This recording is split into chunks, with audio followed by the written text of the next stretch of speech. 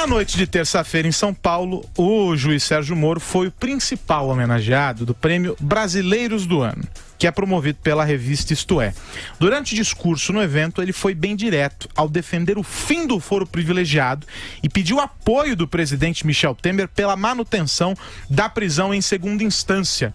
Ele elogiou o ministro da Fazenda, Henrique Meirelles, e cobrou, abre aspas, embora o magnífico trabalho do senhor, parece que algum investimento se faz necessário para o refortalecimento da Polícia Federal. Fecha aspas. No discurso de encerramento, Temer disse que não pode conceder o título de brasileiro do ano a ninguém. Madureira já chegou e eu lhe cumprimento. Boa tarde. Boa tarde, Carlos Alves. Boa tarde, Vera. Boa tarde, Andreasa. Boa tarde, amigos. Cheguei. Chegou? Ufa. Estávamos dizendo que você sucumbiu ao trânsito de São Paulo. Quase. É o seguinte, Vera Magalhães. Diga, cara. Ele falou pro Meirelles, deu aquela ensaboada, né? Elogiou e tal, e falou ao Temer. Foi uma mensagem para ambos do Moro? Foi uma mensagem, né? Foi direto, ele endereçou diretamente a sua mensagem, mas em primeiro lugar eu acho que ele não tinha nada de estar fazendo lá, o juiz Sérgio Moro. Uma coisa é uma revista promover uma premiação, conceder ao juiz Sérgio Moro, aliás, não pela primeira vez, o título de brasileiro do ano, ok? É justo, é compreensível, é um personagem, mas ele não tem de ir receber esse prêmio.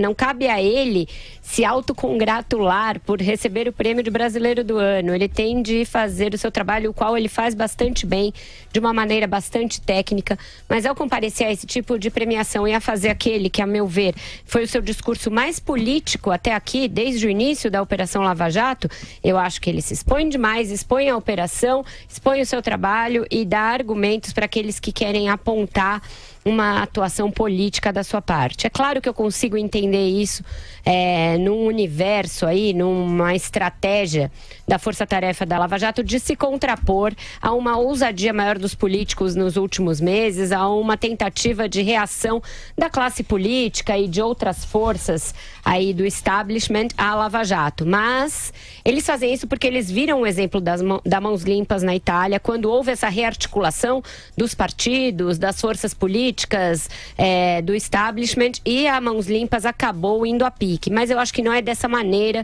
que se vai preservar a Lava Jato, não é dessa maneira que se vai salvar a Lava Jato, e não é dessa maneira que o juiz Sérgio Moro e que o resto da força-tarefa vai fazer com que cessem esses movimentos dos políticos. Ele não pode abrir o flanco, ele não pode dar margem a esse tipo de coisa. Não é prerrogativa de um juiz dizer ao presidente da República o que ele deve fazer, e muito menos instar um presidente da República, que é o chefe do Executivo, a pressionar o Supremo, que é a instância máxima do Poder Judiciário ao qual ele, Sérgio Moro, pertence. Então, nesta hora, tudo bem a interferência de um poder no outro? Nesta hora, tudo bem o presidente da República tentar, de alguma maneira, controlar o Judiciário e usar sua influência política sobre o Supremo? Como assim, doutor Moro? Isso é incoerente, isso não faz sentido, isso não faz jus nem ao excelente trabalho que ele vem fazendo à frente da Vara Federal em Curitiba.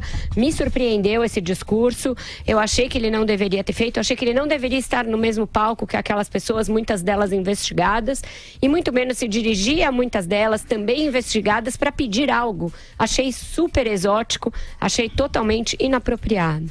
E aí tem um detalhe, Vera, antes de passar a bola pro Andreasa, que no momento em que o Moro foi receber o prêmio, há aquela situação dos aplausos, etc. As pessoas se levantam, mas o presidente Michel Temer, os ministros Henrique Meirelles e Moreira Franco e o presidente do Senado, Eunício Oliveira, não se levantaram para aplaudir Sérgio Moro. Não tem cabimento, tá? Todo esse pessoal no mesmo palco, entendeu? A minha avó tinha uma expressão, quando juntava gente assim que não tinha que estar no mesmo lugar, ela falava assim: minha neta, o povo do baile não se conhece. O povo desse baile não se conhece. Uns são investigados, outros são investigadores. Não tem que estar tomando champanhe quente na mesma festa de premiação. Não pode, gente, não pode. E aí, Andreasa, diga. Mas esse negócio de levantar ou não levantar, isso é protocolo, tá? Existem regras. Tudo bem, os caras poderiam ter quebrado, levantado para aplaudir, mas é o presidente da República, ministros, representantes de um poder. O contrário também seria justificável como protocolo, que um juiz, representante do judiciário, não levantasse para aplaudir outro. Tem lógica nisso, não é necessariamente um gesto hostil. E mesmo que houvesse pretensão de hostilidade nesse gesto, seria protegido pelo protocolo. Então, deram muito destaque a isso, me parece um destaque histérico. Isso é uma coisa. Agora, ao cerne da questão.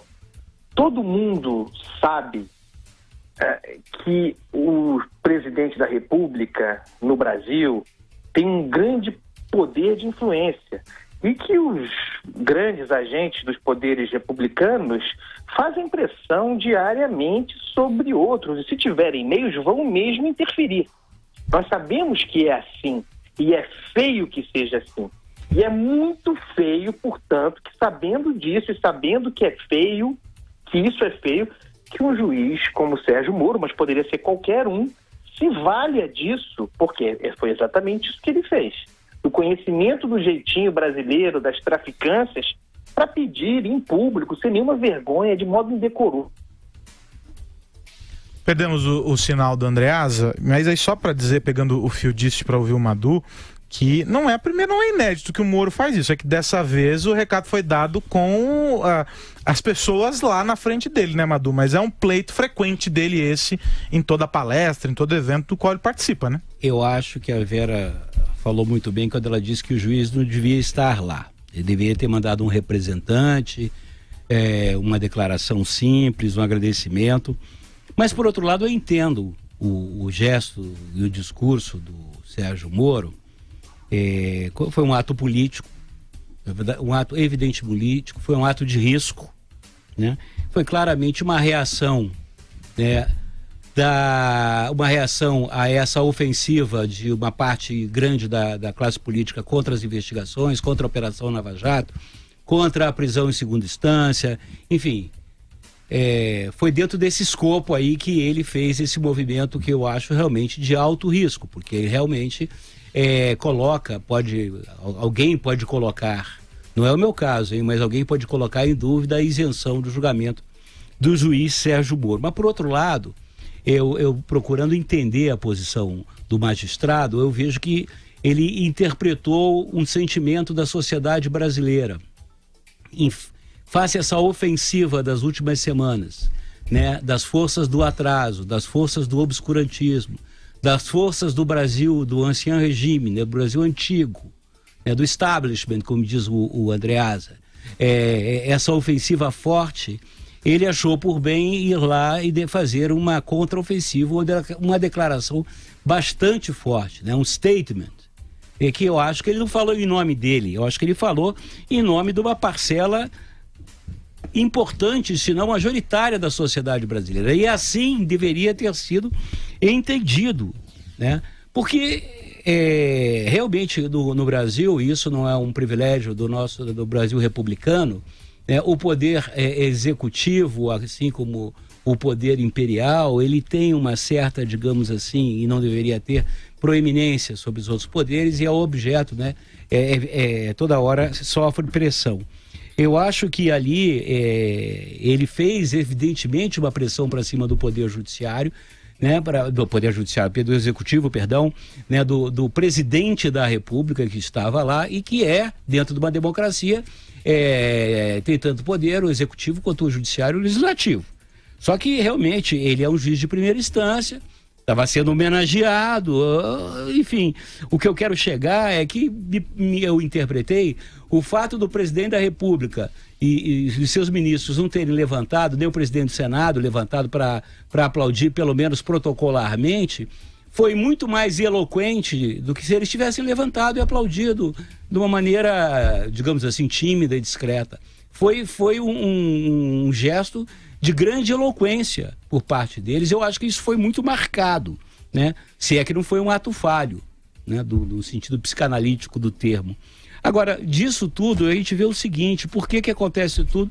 Porque em Brasília não se julga nada, né? Porque em Brasília está tudo parado, né? O Tribunal Federal, que devia julgar esses casos dos políticos, não julga.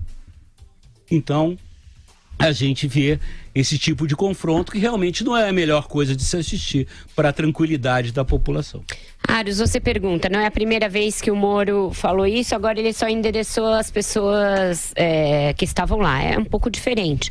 Da outra vez que ele falou sobre isso, por exemplo, ele falou no Fórum Jovem Pan Mitos e Fatos, ele procurou a presidente do Judiciário, ministra Carmen Lúcia, e falou: estou muito preocupada com essa coisa da segunda instância. Se vai rever, se não vai, conversou com ela a esse respeito. Por quê? Ele é um representante do Judiciário, a Carmen Lúcia é outra representante do Judiciário. Ele estava, portanto, falando dentro da esfera dele para ela tomar alguma providência relativa a uma coisa que o poder do qual ela é a representante máxima tinha de responder. É muito diferente dele pedir para o Temer, que é o presidente da República, usar o seu poder, usar a sua influência junto a outro poder. Porque ele, Sérgio Moro, já foi um que tomou medidas e considerou interferência indevida quando, por exemplo, a Dilma nomeou o Lula supostamente para fugir da Lava Jato. Achou que isso era uma tentativa de obstrução à justiça. Então, quer dizer que quando essa influência é usada na causa que me é conveniente, legal. Quando não, é obstrução à justiça. Não pode ter 2 pesos e 2 medidas. E não pode um juiz ficar falando assim a granel, fora dos autos, de coisas que são políticas, de coisas que são sensíveis, de coisas que afetam diretamente, coisas que ele terá de julgar. Ele tem de julgar o ex-presidente Lula, para quem essa coisa da prisão em segunda instância é essencial.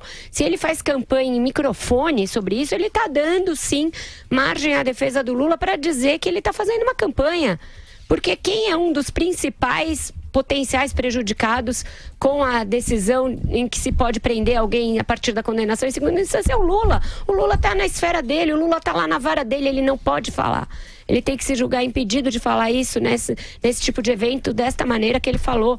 Por mais que eu goste do juiz Sérgio Moro, por mais que eu concorde que ninguém merece mais o título de brasileiro do ano do que ele, eu acho que ele está fazendo um trabalho maravilhoso. Desta vez ele escorregou feio no tomate.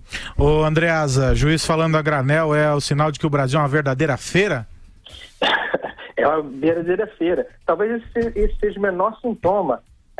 A gente precisa, exatamente pelo excepcional trabalho que o Sérgio Moro faz, ter liberdade para criticá-lo, né? Poder dizer as coisas claramente. O Maduro fez referência, usou a expressão de que ele ali estava falando pelo povo brasileiro, representando o povo brasileiro. Ele o faz muito melhor e de forma muito mais consistente, melhor, de forma consistente, por meio dos autos, né? Através de suas sentenças, de suas decisões. Ali, ontem, ele fez deliberadamente pressão sobre o presidente da República por uma interferência indevida, evidentemente indevida num outro poder. Ele usou de um instrumento autoritário.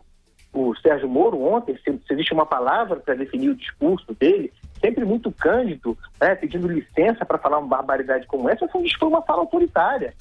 Pedir que o presidente da República, ainda que o Sérgio Moro provavelmente ache um absurdo, a Vera mesmo disse, um absurdo esse tipo de interferência que acontece com frequência nos poderes. Presidente pressionar parlamentar, pressionar o legislativo, pressionar o judiciário e nas outras vias, tudo isso acontece. Nós sabemos que é assim, eu estava falando sobre isso. E daí?